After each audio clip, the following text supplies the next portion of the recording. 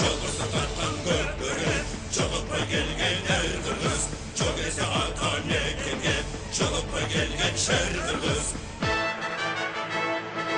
Атаң қырғыз теңірдегі көктегі, арбақ болып текте тура көздері, кезетеден ендігіче қалушы, ерендірді ер ойыны көпірі, ер ойыны көпірі.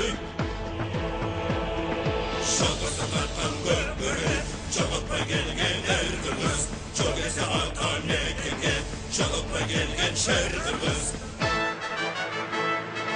Алмастың тоқымдары турасын, қалта қалған бабалардың мұрасын, қырғыз бардан көпірінің көк тусын, қылымдарға улансын, қылымдарға улансын.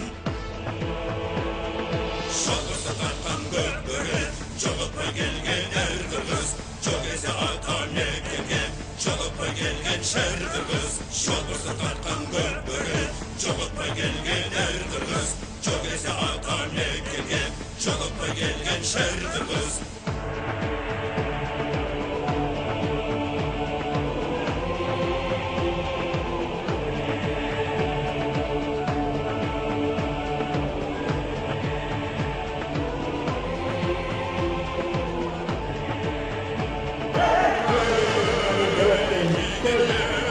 Ош облысының Достық жана Чүй облысының Арашан командаларының ортасындағы чейрек финалдык беттеш. Бул 9 май Улуу Атамекендик согуштун жеңиш күнүнө арналган беттеш. Мына ошол турнир албетте көкпөрү боюнча андагы жана андан сырткары Советтер Союзунун эл артисти бизден Өсүймө Кулчокморовдун урматына болсо, ал учурда мына Манас ошентип эсепти ачканга өтө ыңгайлуу келген болчу, бирок эң акыркы учурда гана ушундай тоскоолдуктар ишке ашып кетти. Ага карабастан азыр Баку Талайбек уулу улакты өз карамагына ала алды. Манас Ниязов ушунчалык жакшы орган. Бул байкашыбызча мына ошол улактын азыркы абалганага бир аз тоскоолдук кылып калган сыяктуу. Баку Талайбек уулу дагы ийгиликтүү ишке ашыра алган жок. Достук командасы өтө оюнду жакшы баштады, бирок эсеп сандары албетте ачыл элек. Ошентсе дагы Арашан командасы беттеш башталары менен коргонууга аргасыз. Бул беттештин фаворити албетте Достук. Андыктан аларды мындай оюн башталган деле жүргүзүп баштагандан эч кандай таң калбай эле коюшубуз керек. Мына Манас Ниязов кайрадан улакты, ал бул ирет жаңылбайт болушу керек. Дал ошондой. Анын минген аты Бойко. Тайгазанга тык барып токтоду дагы, ошол замат ал Бойконун ушунчалык жакшы үйрөтүлгөндүгү ушундан жогорку ылдамдык менен барып туруп, ошол замат токтоду дагы. 1-0 эсебин мына Манас Ниязов каттап койду. Бул фаворит экенин албетте Достук командасы фаворит экенин айтып өттүк. Биз бирок оюнчулар менен тааныштыра элекпиз. Арашан командасынан баштасак, Мирлан Алсеитов биринчи катар саны менен, анын минген аты Баклан. Мына ушул Мирлан Алсеитов жана Жишан Алсеитовдор булар. Жишан Алсеитов болсо 8-чи катар саны менен ойнойт. Минген аты Ураган.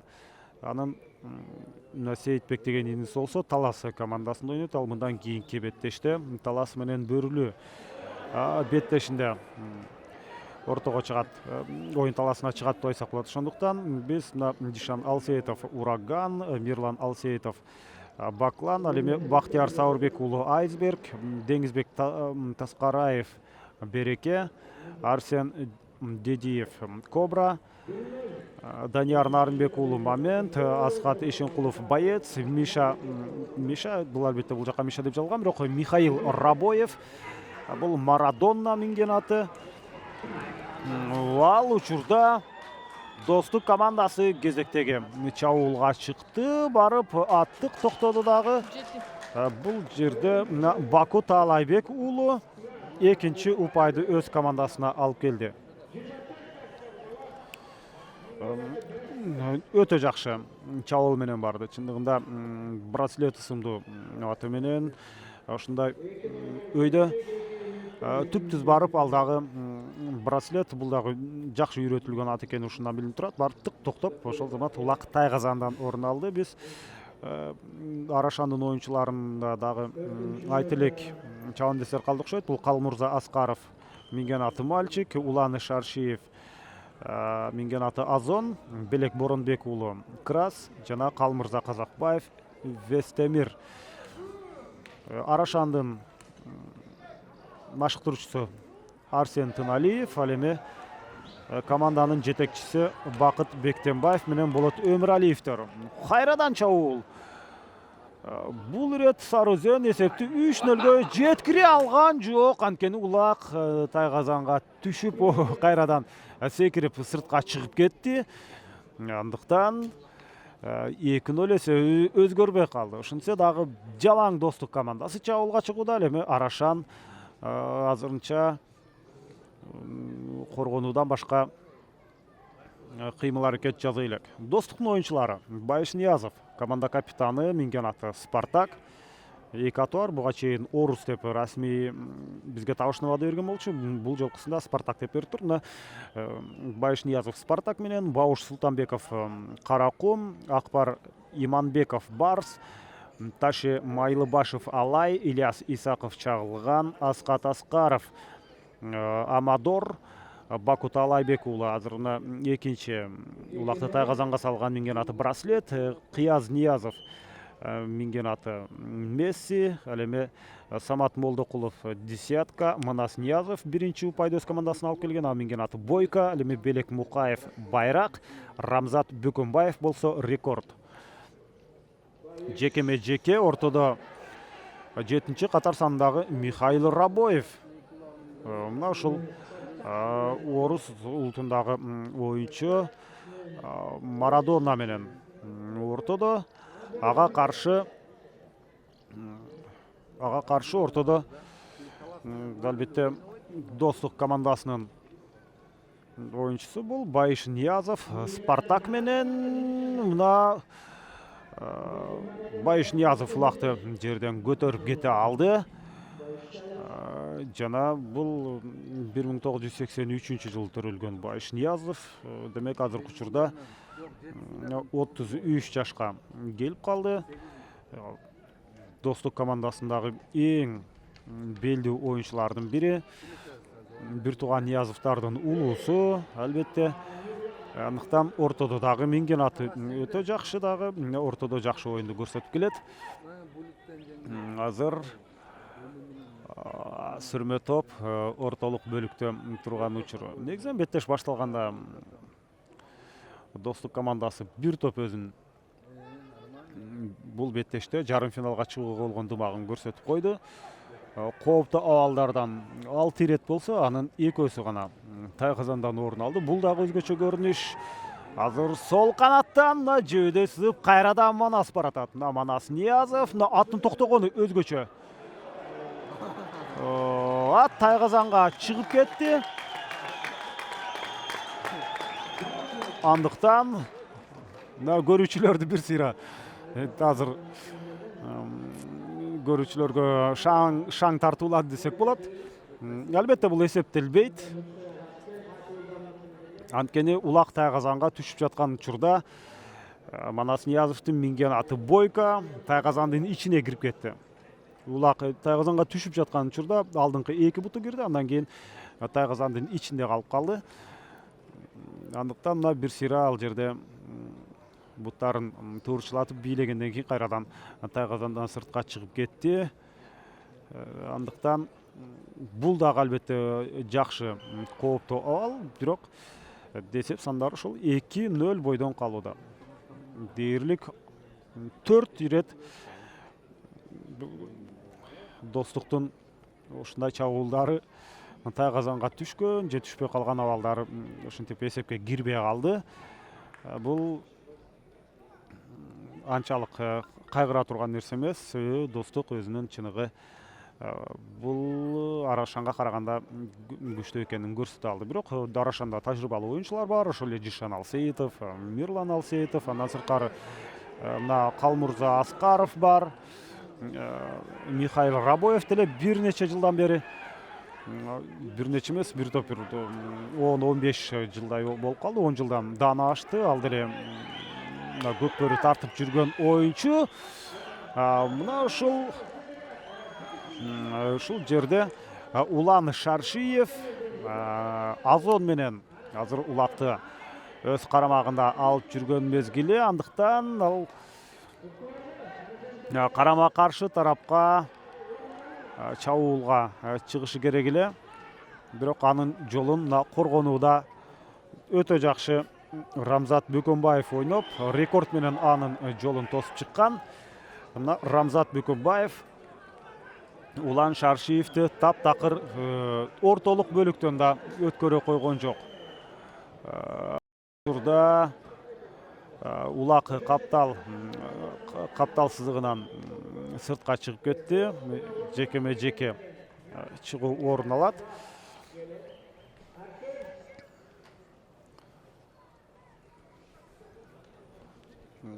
Мына Михаил Рабоев ортого чыкты. Анын минген аты Марадона.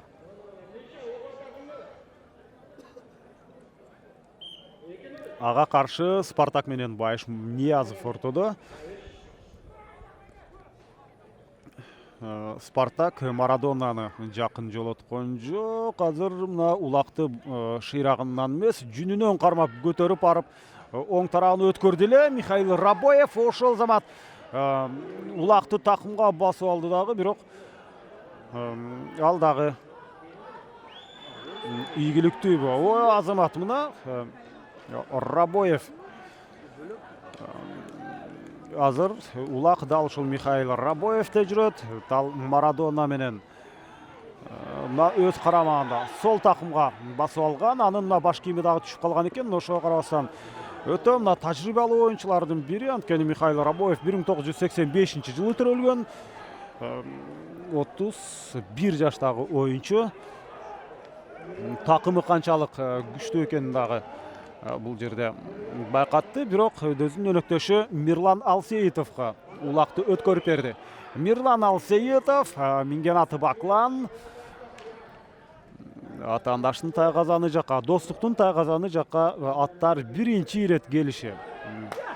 Мына бир кыймыл аракет менен дээрлик бардык сүрмө топту артта калтырды эле, бирок сүрмө топ дагы ошол замат кайрылып келген. Азыр кош такым, бирок улактан Мирлан Алсеитов аттан түшүп калды тагыраагы. Жана байкашымча бул Манас Ниязов. Бирок азыр жакындап келгенде көрөбүз ким экенин. Кыяз Ниязов, Манас Ниязов эмес, Ниязовдардын ортончусу Кыяз Ниязов ошентип 3-0 эсепти жеткирди. Анын минген аты Месси.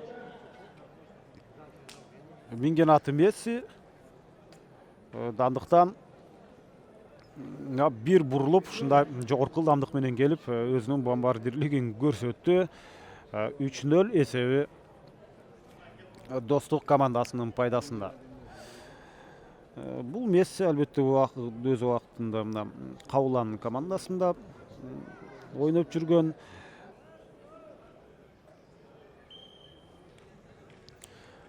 Мына кайрадан старт алды.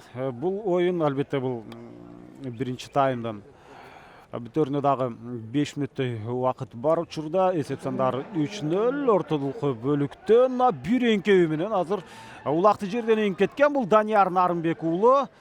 Минген аты Момент. Мына ушул Моментти жакшы кармаган ат болгондуктан, андыктан минген аты Момент болсо, ой.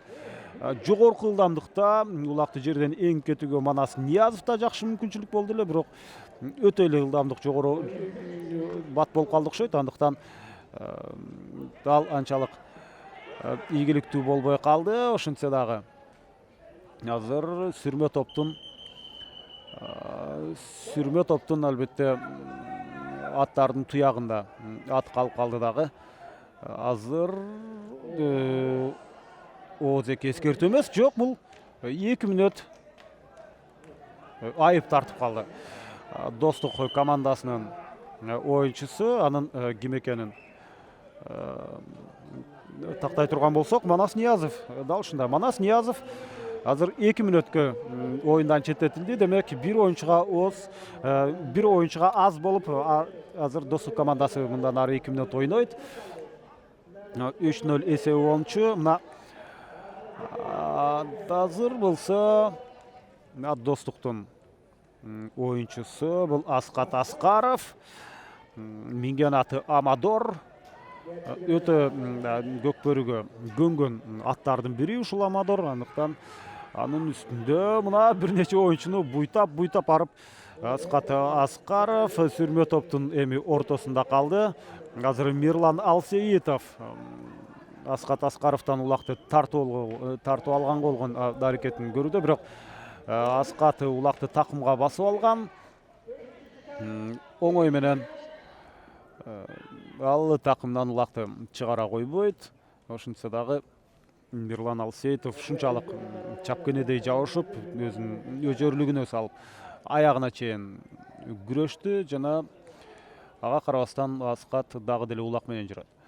Өздөрүнүн тайгазанынын жанында азыр Достук командасынын оюнчулары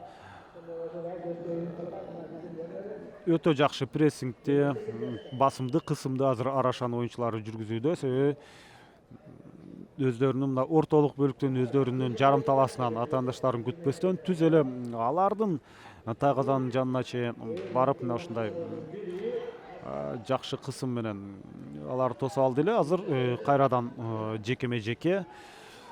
Бул ирет дагы Арашан командасынан Михаил Рабоев чыкты Марадона менен. Жана улак азыр мына чейиндин дал ортолук бөлүгүнө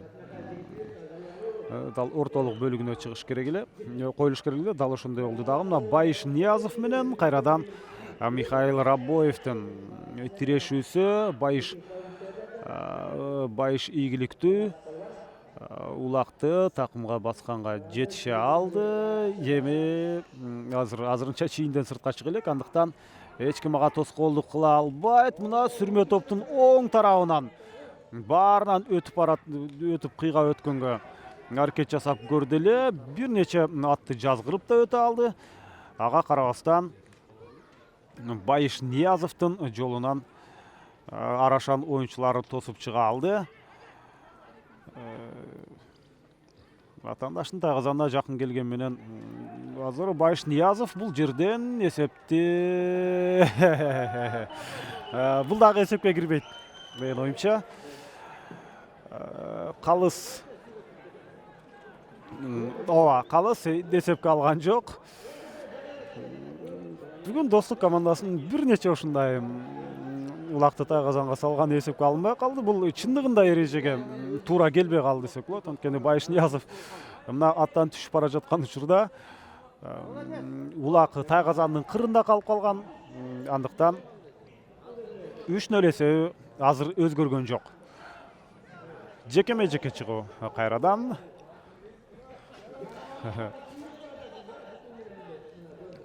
Байыш Ниязов бирок калыс менен албетте өтө тартышкан жок.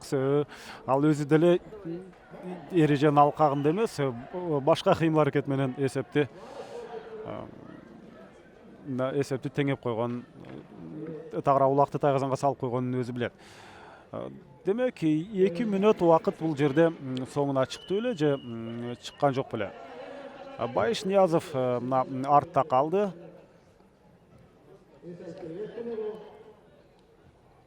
Жана жекеме жеке чыгуу бул жерде орун албай калды. Анткени бул тайм соңуна чыкты. Биз кийинки 20 мүнөттүктөн жолугабыз.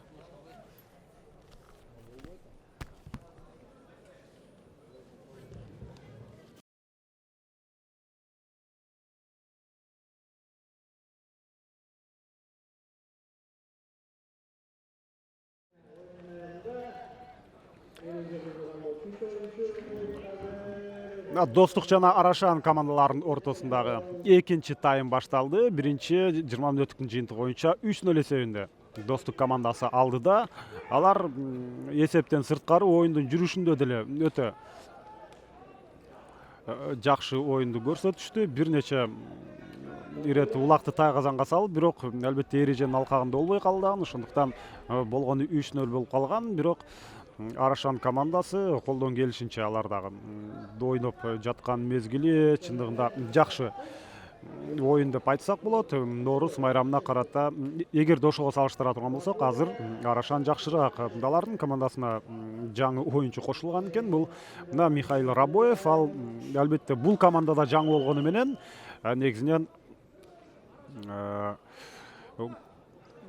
көп жылдардан бери албетте улакты тартып жүргөн оюнчу, тажрыйбалуу оюнчу. Ал азыр мына ортодо өзүнүн милдетин аткарууда. Дал ушул мына Михаил Рабоев азыр Марадона менен ортодо, ага каршы бул жерде Достук командасынан Кыяз Ниязов чыкты. Минген аты Месси. Демек, Месси дагы ушинтип ортого чыгып калганга жарап калган экен. Негизинен Месси анын ортодо ушундай жекеме-жекеге чыкканын жеке мен көрө элек болчумун. Бирок Кыргызстанда мына ушул көкбөрү сүйүүчүлөр өтө сапаттуу, баарын билишет. Мүмкүн алар көргөндүр. Ошентсе дагы бул азыр Мессинин анын өзгөчөлүгү, ал башка жакшы мыкты сапаттары бар. Андыктан баары бир ортодо албетте Спартак сыяктуу жакшы оюнду көрсөтө албай турганы азыр билинип турат. Себеби Спартакка каршы оюнда ушул Марадона бир топ экинчи номер менен иштеп калып жатты эле. Азыр бир топ Мессиге каршылык көрсөттү. Ошентсе дагы Кыяз Ниязов улакты мына ортолук бөлүктөн чийинден сыртка чыгарып кете алды. Андыктан сүрмө топ албетте чабуулга чыгып жаткан мезгили. Бул ирет ким улакты жерден көтөрүп кетет? Жок. Жакшы эле аракет кылганына карабастан улакты көтөрүп кетүүгө эч кимде мүмкүнчүлүк болбой жаткан. Ал учурда Бауш Султанбеков улакты жерден үзүп ала алды. Еңип кетти албетте, бирок ошол замат атаандаштары каршылык көрсөтө баштады эле. Бауш Султанбеков бул дагы Байыш Ниязов менен бир курактагы оюнчу. Жаш курак боюнча 1983 жылы төрөлгөн. Азыр болсо мына Бауш түз эле тайгазанга жакын барды дагы, бирок мына улакты эрдин кашына чейин көтөргөнгө жетишпей калып, күү менен барган ат албетте тайгазандан алыстап кетти. Азыр Бауш өзүнүн өнөктөшүнө улакты өткөрүп берүүдө. Жана албетте улак эми өзүнүн өнөктөшүнө, бул жерде байкашымча бул Манас Ниязов сырткы келбетинен көрүнүп турат. Мына дал ошондой Манас Ниязов Бойко менен өздөрүнүн өнөктөшүнүн кандай позицияны ээлеп турганын бир сыйра карап өттү. Дагы жогорку ылдамдык менен атаандашын бул жерде Улан Шаршиевди артта калтырды.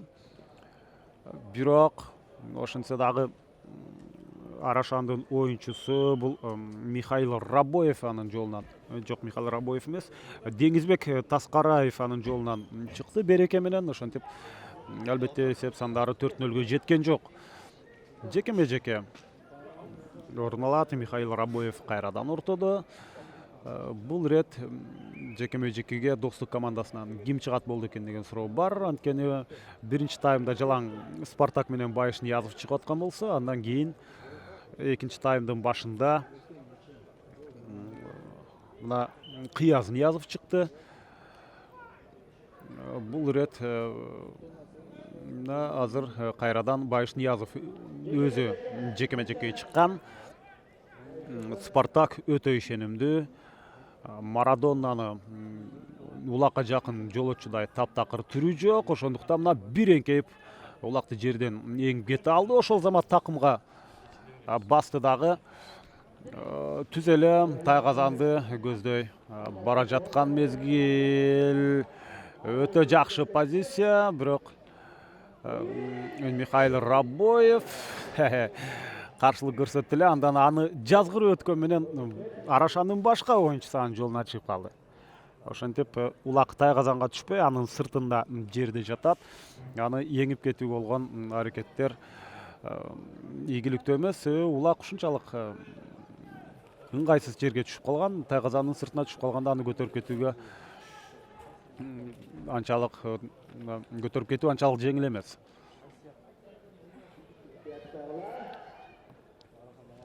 Сүрмө топ. Экинчи таймда биз улакты тайгазандан көрө элекпиз. Тайгазандын кырына, тайгазандын сыртына түшүп калган учурлар болду, бирок тайгазандын ичине түшө элек. Байышниязов азыр өтө жакын тайгазанга, бирок ал азырынча ийгилик алып келе элек. Дагы деле Байышниязов улакты өз карамагында алып жүрөт. Ал бир колу менен аракет жасап көрдү эле, ал ийгиликсиз. Байышниязовго азыр Михаил Рабоев каршылык көрсөткөн, ал аттан түшүп калып, кайрадан үзөңгүнү тебинбей туруп кайрадан атка минип кетти.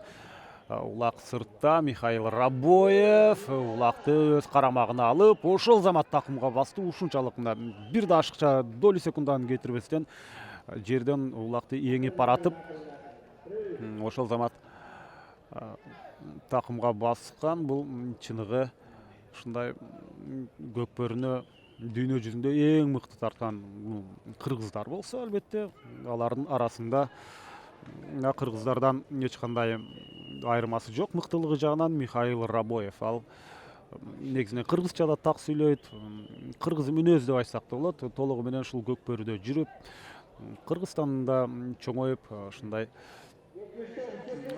өтө кыргыздарга жакын оюнчу. Аты, фамилиясы эле Михаил Рабоев башка улуттан экенин айтып турбаса, чындыгында көкбөрү менен жашаган оюнчулардын бири. Азыр жекеме жеке орун алат. Жана бул ирет Михаил Рабоев жекеме жеке чыккан жок. Азыр Манас Ниязов Достук командасынан ортодо.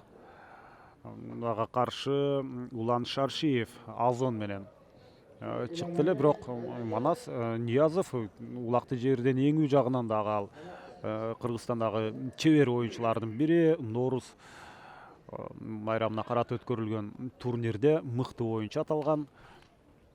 Дал ушул Манас Ниязов мыктан азыр чыныгы табында кандай кооз улакты тайгазанга салуу.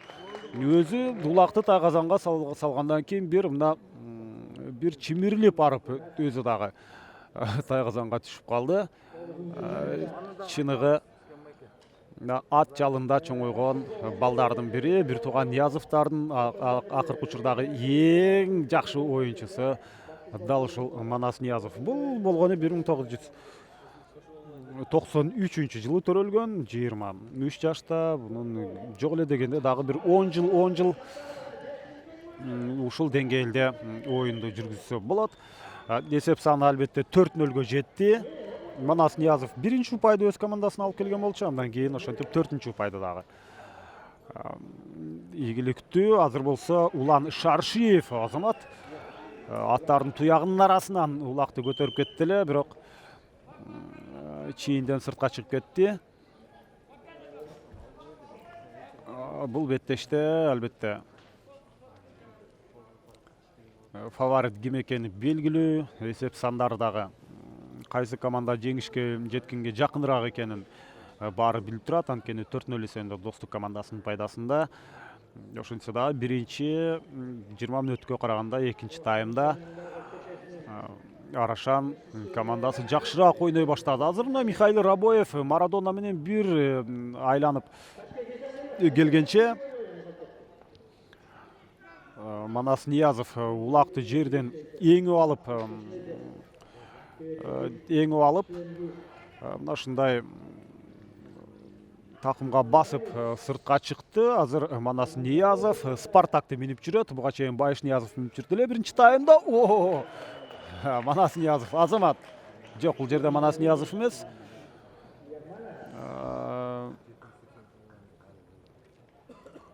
Ең башкысы улактын өтө жакшы. Бул жерде Бауш Султанбеков, мен билгенден Бауш Султанбеков ушунда улакты тайгазанга салды. Өтө кооз. Баскетболдогудай деп чындыгында айтса болот. Улак жерден биринчи өйдө көтөрүлүп барып, андан кийин тайгазанга ылдыйлап барып түштү.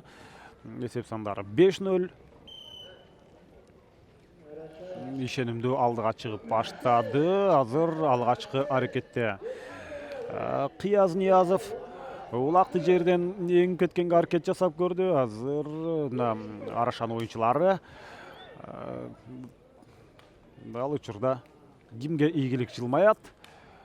Жана Дозамат Белек Боронбек уулу дагы бир топ аракет жасап көрдү. Жана акырында ошентип Асқат Аскаров, негизинен Асқат Аскаров улакты эңүү жагынан алдыга кеше салбайт. Асқат Аскаров Амадор менен барып, бул дагы кооз чабуулду баштады эле, бирок тайгазанын кырына тийгенден кийин кайрадан сыртка түшүп калды. Бүгүн достук оюнчулары өздөрүнүн мүмкүнчүлүктөрүнүн дээрлик жарымын ишке ашырды. Ал эми жарымы ушундай упай болуп жазылбай калды. Арашандын оюнчусу Улан Шаршиев. Улан Шаршиевке такыр азыр дем алганга достук оюнчулары мүмкүнчүлүк бербей жатат. Ошентсе дагы дал такымы канчалык бекем экенин ушул жерден тастыктап, эч кимди жолотпой бир топ бул абалдан чыгып кеткенге өзүнө өзү шарт түзүп келат эле. Атайын жерге таштап койгондой көрүндү. Анын ордуна Мирлан Алсейитов такымга басты. Мирлан Алсейитов эң башкысы тайгазанга жете алабы? Эгерде тайгазанга жете турган болсо, анда эсеп сандарын кыскартканга жакшы мүмкүнчүлүк болот. Жок дегенде алгачкы упайын Арашан командасы өздөрүнө алып келиши керек. Себеби алар албетте жок дегенде бир жолу улакты тайгазанга салганга татыктуу ишти жүргүзө алды. Ошентсе дагы бул жерде Бауш Султанбековдун минген аты оюн таласынан чыгып кетип баратат. Анын ордуна албетте башка оюнчу чыкты. Ошентсе дагы Арашан оюнчулары улакты тайгазанга салганга өтө жакын болду. Бирок достуктун оюнчуларынын ыкчам аракетинен кийин гана ал ишке ашпай алды десек болот. Калсын ышкырыгы жаңырды. Эми кезектеги жекеме-жеке. Михаил Рабоев оюн таласында байкашымча жекеме-жекеге дал ушул Михаил Рабоев чыгышы керек. Ага каршы Спартак менен Манас Ниязов.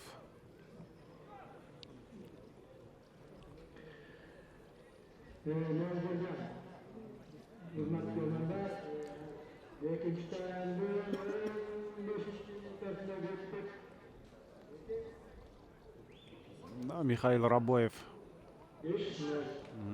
белленген чейиндин ичине да кире албай атат, жете алса.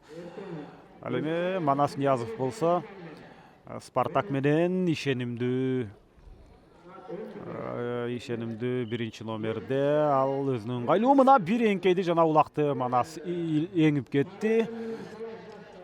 Ошол замат Рабоев ага улакка жабышып көрдү эле, ийгиликтүү болгон жок. Азыр өтө жакшы көрүнүш. Азыр Манас Ниязов өзүнүн өнөктөшүнө улакты өткөрүп берди.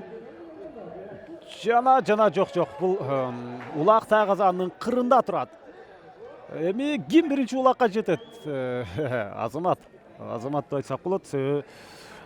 Калмурза Аскаров Тайгазандын кырынан улакты кайра тартып кетти. Бирок мына ушундай кооптуу чабуулдар Достук командасында өтө көп болду. Алардын көпчүлүгү Тайгазандан орун албай калып жатканы.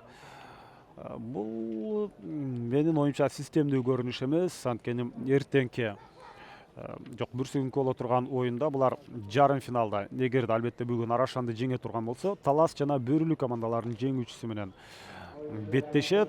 Андыктан чейрек финалга караганда жарым финалда чыныгы татыктуу атаандашка ошондо Достук командасы туш келет. Бирок азыр деле бул беттешти азырынча ут элек. 5-0 эсеби, ошентсе дагы бул экинчи тайм. Мындай оюндун жүрүшү боюнча, божомолдор боюнча албетте Достук жеңишке ээ болушу керек. Бирок биз убакыттан эрте озуп кете албайбыз. Качан 3-чү таймдын финалдык ышкырыгы жаңырат, мына ошондо гана бул жуптун кимиси чейрек финалга чыкканы аныкталат. Кезектеги жекеме жеке. Улак ортого ташталды. Арашан командасынан Жишан Алсейитов чыкты. Өз учурунда Кабыланда Достукта ойноп жүргөн оюнчу Жишан Алсейитов. Ал эми гана оюнга аралашты. Буга чейин таптакыр жекеме жекеге да чыккан жок. Жаланга да Михаил Рабоев чыгып жаткан. Эми гана Жишан Алсейитов. Жишан Алсейитов болсо бул 1982 жылы төрөлгөн.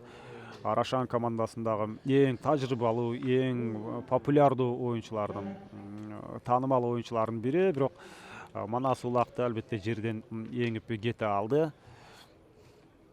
Сүрмө топтон өзгөчө суурулуп чыгып, 6-чы упайды өз командасына алып келди Азамат. Манас Ниязов. Эсеп сандары 6-0. Биринчи таймдагы рекордун Достук командасы кайталады. Анткени биринчи таймда 3-0 болчу, мына экинчи таймда 6-0. Демек, ар бир таймда 3төн гол. Булар стабилдүү түрдө мына ушундай 3 гол көрсөткүчү менен баратат. Ошол эле учурда өз Тайгазанын кургак сактап калууда.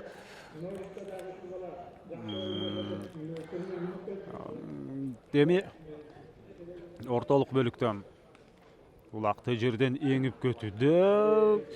Өтө Данияр Нарымбек уулу жакшы аракетти жасаган. Эң акыркы учурда гана аларга мүмкүнчүлүк жаралбай калды. Экинчи тайм бүтөрүнө 2 минутта калган бизге алып баруучу белгилүү өттү. Андыктан сүрмө топ улак аттардын туягынын астында турат.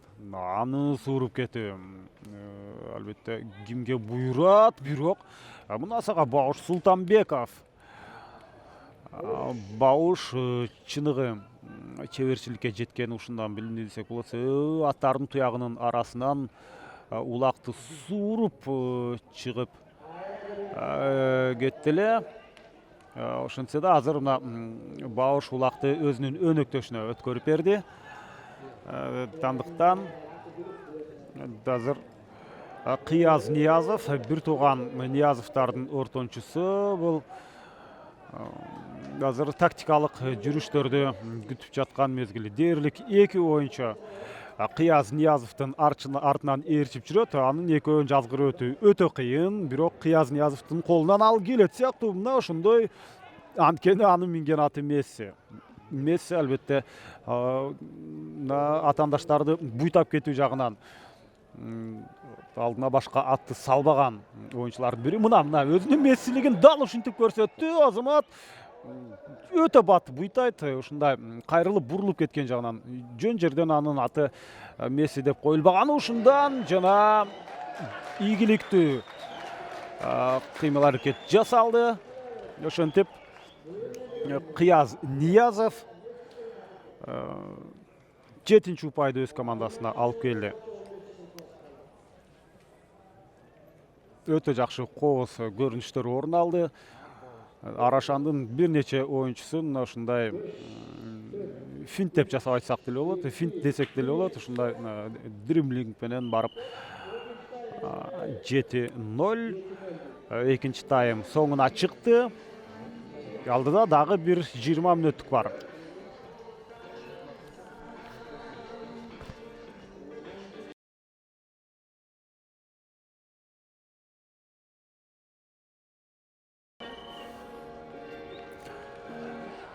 Достук менен Арашан командасынын ортосундагы 3-чү тайм башталды. Ал учурда Данияр Нарымбек уулу дайыма ушундай биринчи келгенде ошол улакты эңип кеткенге аракет кылчу да буга чейин ийгиликтүү болбой жаткан болсо, бул ирет андай мүмкүнчүлүк Арашандын оюнчусуна Данияр Нарымбек уулунда болду, бирок аянттан сыртка чыгып кетти. Андыктан ошол замат түз эле жекеме жеке орун алмакчы. Бул ирет эки командадан 3-чү таймда кимдер жекеме жекеде көбүрөөк убакыт өткөрөт деген суроо бар. Жана Арашан командасынан ошол эле Данияр Нарымбек уулу ортого чыкты. Ага каршы Байыш Ниязов. Бакут Алайбек уулу, демек браслет менен Байыш Ниязов эмес, Бакут Алайбек уулу улакты жерден көтөрүп кете алды. Минген аты дагы керемет, ушундай алкынып жебедей сызып бараткан учуру бардыгы. Бул Баку Талайбек уулу сызып бараткан учурда башка атчандар ушунда бир токтоп калган сыяктуудай көрүнөт. Бул таза эреженин алкагында. Андыктан ошентип 8-чи упайды өз командасына Бакут Талайбек уулу алып келди. 8-0 акырындап ушинтип ири эсептагы бул беттеште катталып келе жатат. 8-0 бул өтө жакшы көрсөткүч достук командасы үчүн. Ал эми Арашанга тескерисинче, андыктан алар эсеп сандарын кыскартышы керек.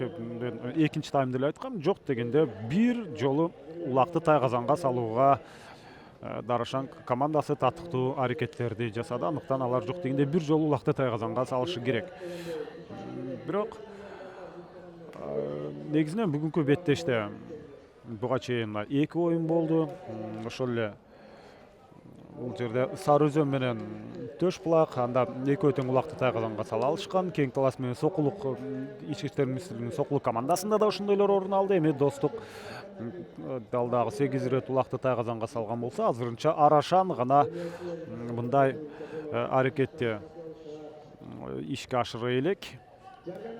Тагыраак аракет бар, бирок жыйынтык жок азырынча. Улак ортолук бөлүктө калсын ышкырыгы жаңырды. Кайрадан жекеме жеке.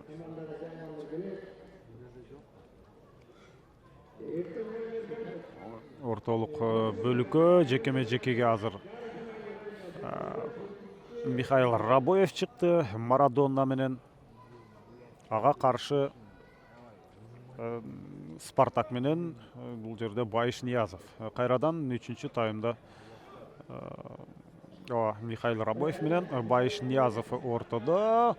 Бул ирет Михаил Рабоев ийгиликтүү азамат. Мына анын минген аты Марадона. Мына ушул бул жерде чыныгы футбол жылдыздары бар десек болот. Марадона, Месси деген аттар жүрөт. Азыр Рабоев ошентип тайгазанга жакын барганы менен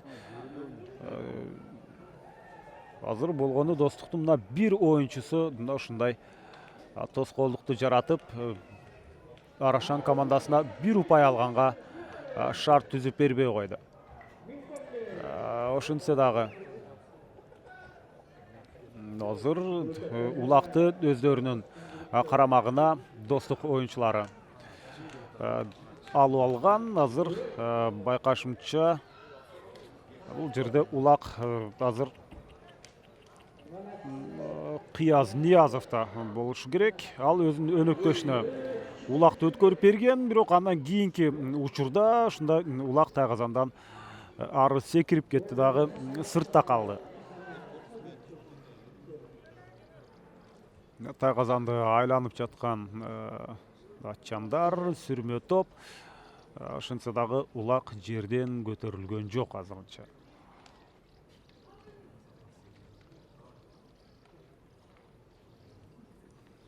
Бул беттештин тагдыры дээрлик чечилип калды. Анткени калган 3-чү таймдын калган бөлүгүндө Арашан командасы 8 же 9 жолу улакты тайгазанга салып, ошол учурда өздөрүнүн тайгазанын кургак сактап калуу өтө кыйын. Ошондуктан буларда дагы Төш булак менен Сары Өзөндүн оюну сыяктуу ушундай булар мындай эч кандай эсеп жагынан басым жок, оюндан ырахат алып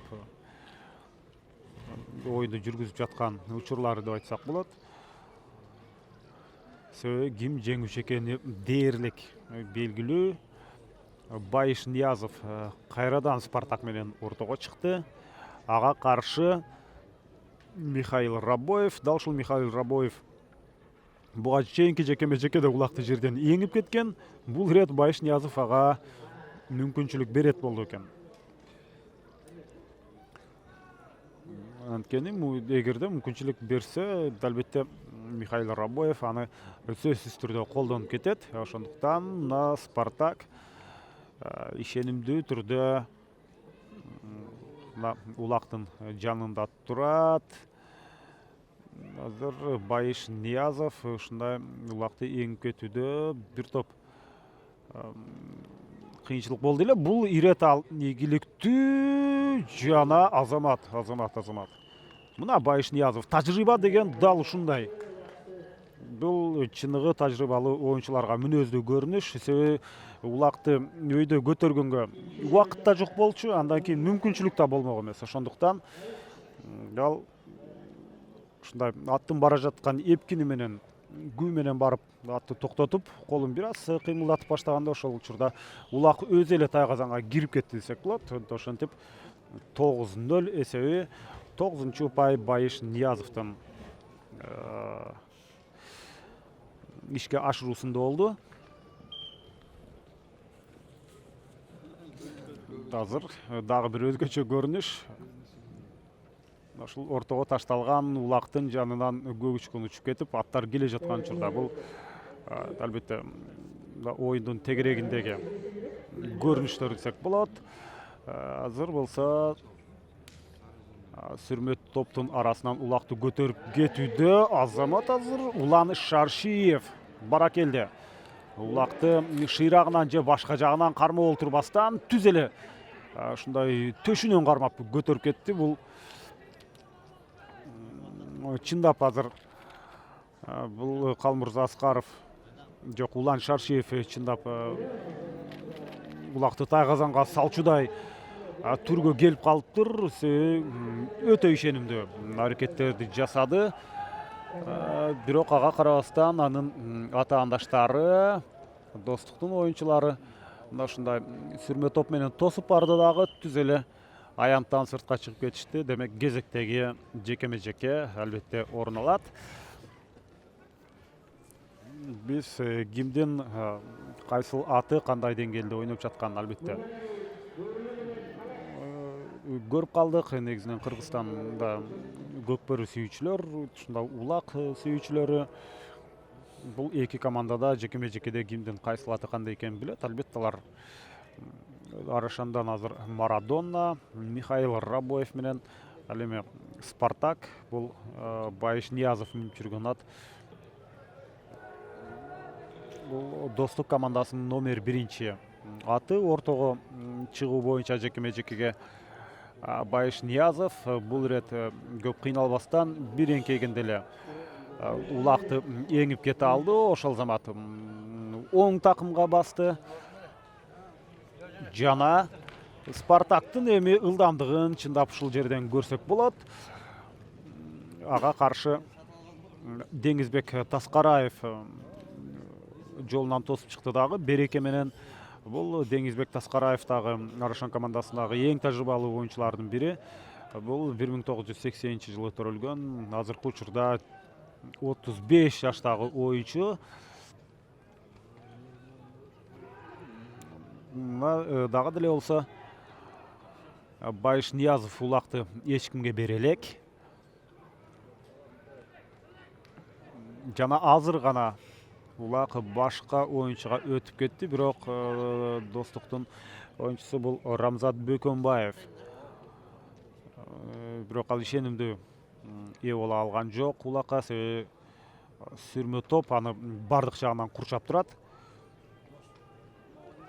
Ошол учурда Деңизбек Таскараев өтө өжөрлүк менен улакка жабышкан учурда ошентип мына өзүнүн карамагына улакты алып алганга да жетишти. Деңизбек Таскараев минген аты Береке, 35 жашта, жакында мына августта бул 36-га чыга турган оюнчу азыр өзүнүн өнөктөшүнө улакты өткөрүп бериши керек эле. Бирок андайга мүмкүнчүлүк болбой алды дагы. Деңизбек Таскараев буга чейинки бардык эмгеги ошентип талаага кетти десек болот. Ал учурда Михаил Рабоев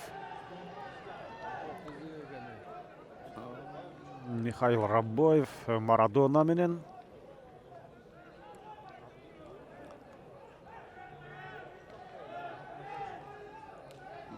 Тайгазанга азырынча жакындашуу түрү жок, анткени позициялык жакшыртуулар керек ага. Өзүнүн өнөктөштөрү Достуктун оюнчуларынын жолдорун тосуп туруш керек. Мына ошондо гана Рабоев ишенимдүү Тайгазанды көздөй барышы керек. Эң жакшы мүмкүнчүлүк мына азыр түзүлөт, бирок ошол учурда Достуктун оюнчусу мына улакка жабышып калды. Бул абалдан чыгып кетүү эми жеңилге турбайт, ошентсе дагы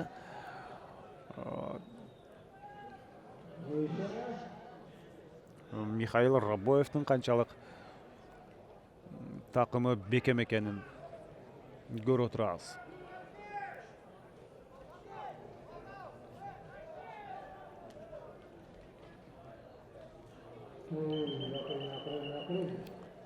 Убакыт өтүүдө, бул 3-чү тайм, эсеп сандары 9-0.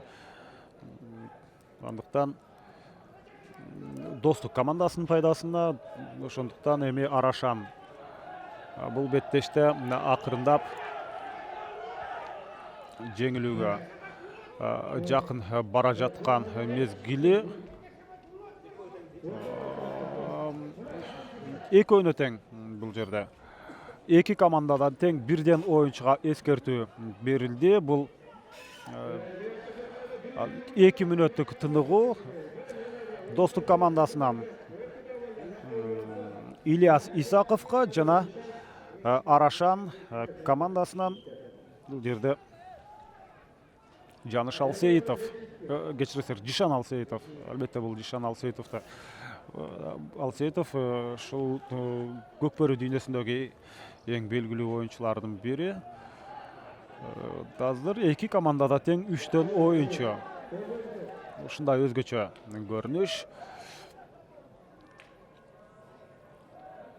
Жана мына ушул жерден эми бир оюнчуга аз болгондо кайсы командада кандай ийгилик болорун күтсөк болот, бирок Арашан командасы улакты Тайгазанга салган күндө деле ал көп нерсени чечпейт, болгону бир аз көңүл жубатканы болбосо, андан башка эч кандай жакшы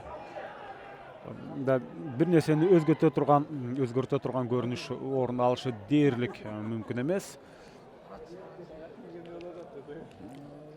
Бирок мына Достук командасынын Тайгазанынын жанында улак бир топко чейин кармалууда.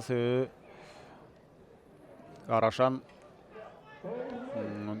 упай алууга аракет жасап жаткан учуру. Ортодо Михаил Рабоев өтө активдүү бүгүн оюнду көрсөтүүдө. Жишан Алсеитовго караганда дал ушул Михаил Рабоев бүгүн көбүрөөк өзүн сунуштап мына ушул борбордук окуянын борбордук бөлүктөрүндө Михаил Рабоев көбүрөөк болду. Бул деле команданын тактикалык жүрүштөрү болсо керек. Анткени Мирлан Алсеитов, Жишан Алсеитовдор алар бүгүн Михаил Рабоевко ушундай мүмкүнчүлүк берген сыяктуу. Коргонуу өтө жакшы Достук командасында, ошондуктан Аршан командасы азырынча бир дагы улакты Тайгазанга бир да жолуса элек. Ат үстүндө мына жекеме жеке улакты тартышуу жана таптакыр улакты эч кимге бербеген менен ошол эле учурда Тайгазанга дагы сала албай жүргөн учуру эми улакты салып койгонго мүмкүнчүлүк болобу. Катары менен бир нече ирет ушул Достук оюнчулары мына аттан кулап түшкөн учурлары болууда. Байкашымча колу бир аз ооруп калды окшойт. Ошого карабастан бул жерде эсеп алгачкы упайын ошентип Арашан командасы өз пайдасына алып келди. Өтө жакшы көрүнүш. Бүгүнкү беттеште биз Тайгазанга улакты салбай калган команданы көрө элек болчубуз. Мына Мирлан Алсеитов бул жерде ийгиликтүү ойноду дагы. Ошентип эсеп сандарын 9-1 жеткирди. Эң башкысы мына ушундай жок дегенде бир жолу улакты Тайгазанга салуу керек. Ушундай албетте өзүнчө бир көкбөрү команда болгондон кийин ушундай кургак түрдө утулуп калуу бул чоң оор сокку болмок. Бул болгону психологиялык жактан Арашан командасына бир аз ийгилик алып келет. Эми улак ортолук бөлүккө алынып келмекчи. Беттеш бүтөрүнө дагы 3 мүнөттөй убакыт бар. Эки команданын оюнчулары мына түз эле улакты жерден эңип кетүүгө болгон аракеттерин жасоодо. Ошентсе дагы азыр ушундай аттын туяктарынын арасынан улакты эңип кетүү жеңилге турбайт. Ошол учурда Достуктун оюнчусу Ташы Майлыбашев. Ташы Майлыбашев азамат өтө жакшы ылдамдык менен барат. Бул жерде улакты салды Тайгазанга албетте. 11 мына ушундай 11 9 упай айырмачылык кайрадан орун алды. Өтө жакшы көрсөткүч. Эң башкысына 2 орунду санга чейин Достук командасы жеткирип койду. Беттеш бүтөрүнө дагы убакыт бар. Демек дагы бир нече ирет биз улакты Тайгазандан көрүп калышыбыз мүмкүн. Мындан ары албетте бизге маанилүү эмес кайсыл жака кайсыл Тайгазанга улак түшөрү. Анткени кайсыл жака түшкөн учурда деле оюндун тагдыры өзгөрө койбойт. Бул ирет Асхат Эшенкулов ийгиликтүү улакты Тайгазан такымга басты. Бирок эки тарабынан 2 оюнчу. Айрыкча ушул оң жагынан Баку Талайбек уулу чап кенедей жабышты. Дагы деле ошол улактымда тартышып баратат. Бирок Асхат Эшенкуловдун улакты жерден эңип кеткенин албетте баалап өтүшүбүз керек. Ушундай сүрмө топтун аттарынын туяктарынын арасынан аны көтөрүп кеткен. Азыр улак жерде калды. Жана Достуктун оюнчусу мына ушул жерден улакты такымга баспастан атты чаап баратып, мына эми гана ортолук бөлүктө бул жерде такымга баспастан тизесинин өйдө жагына эми гана мына ошондой абалга алып келди. Асхат Аскаров улакты эңүү жагынан Кыргызстандагы эң мыкты оюнчулардын бири. Бир нече оюнчуну жазгырып, бул чындыгында Мессини жолдо калтырчу аттардын бири окшойт. Так таза. Асхат Аскаров минген аты Амадор. 1993-жылы төрөлгөн оюнчу. Өз кезинде мына Сары Өзөн командасында ойноп жүргөн бул Аскат Аскаров азыр Достуктагы албетте мыкты оюнчулардын катарында. Эсепти 11-1 жеткирип койду.